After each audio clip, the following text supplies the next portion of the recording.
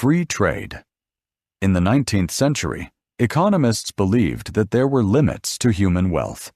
In their opinion, when one man became richer, another grew poorer. If a country wished to improve its standard of living, it had to export more than it imported. So, in Britain, the main argument in those days was about free trade and protectionism.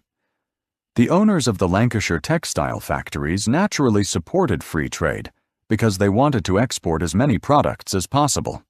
In their view, it would be better for the country if they sold more goods to other countries. The landowners and farmers, on the other hand, were afraid of foreign competition. Free trade won because Britain at that time was able to buy as many cheap raw materials as it needed from its colonies and sell them again as finished goods.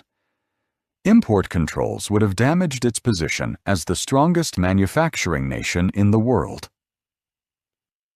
In America, a similar belief in free trade eventually led to a crisis in economy: the Wall Street crash in 1929.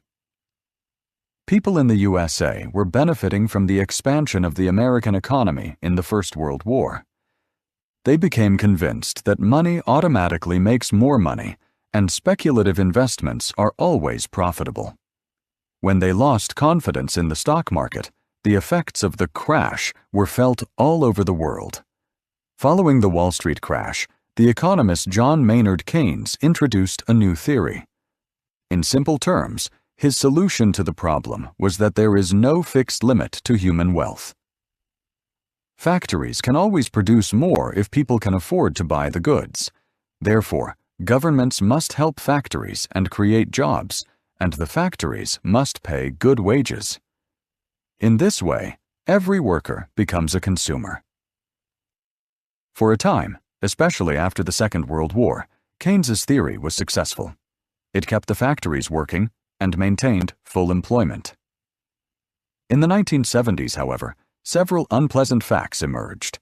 For one thing, we began to realize that the world's resources are limited.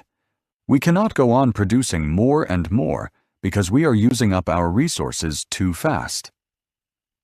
Secondly, more efficient production is often achieved with fewer workers and bigger machines, not the other way round.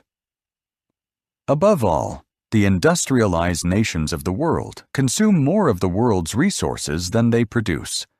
But it is difficult to make people economize when they think that they create more unemployment by spending less money.